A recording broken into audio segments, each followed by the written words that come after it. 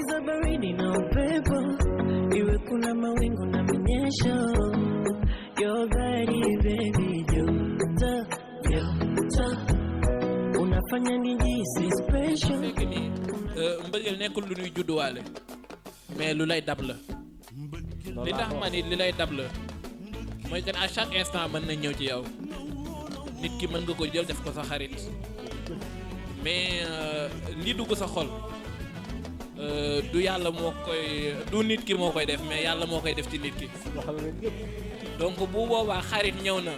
mais ci biir xarit mbëggeel daf fee agsi waaw ci biir xarit mbëggeel daf fee agsi waaw waaw ndaxte gis nga boo xamul boo gisul fa ñuy defaree fondement ba bul fexe jéem a daaneel miir mooy ma dugg ba ci biir am leneen lu nga xamante ne daa ko loxas si biir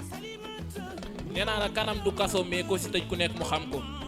nit ki bu fekkee ni da ngay wax ak moom ma lay xool ci biiri gët war nga ko mën a xam bu baax noo koy aborder ba dara du yàqu ci diggante bi te it ki nga xamante ni yëg na ba wàcc mooy que ni bëggul lu ñaaw te ki bëggul lu ñaaw kooku noonu xaritoo rek lay mën a woote ndaxte ànd dagan na tàqalikoo dagan na mais nag booy tàqalikoo na doon lu rafet li mooy sama diggante ak yow jeex na alors jeex na bëggatuma la dégg bëggatoo ma dégg donc nañu kitoo man dama yaakaar ni kooku noonu pour nga dawal xaritoo dina war a gën a mën a neex te it dina gën a rafetal ànd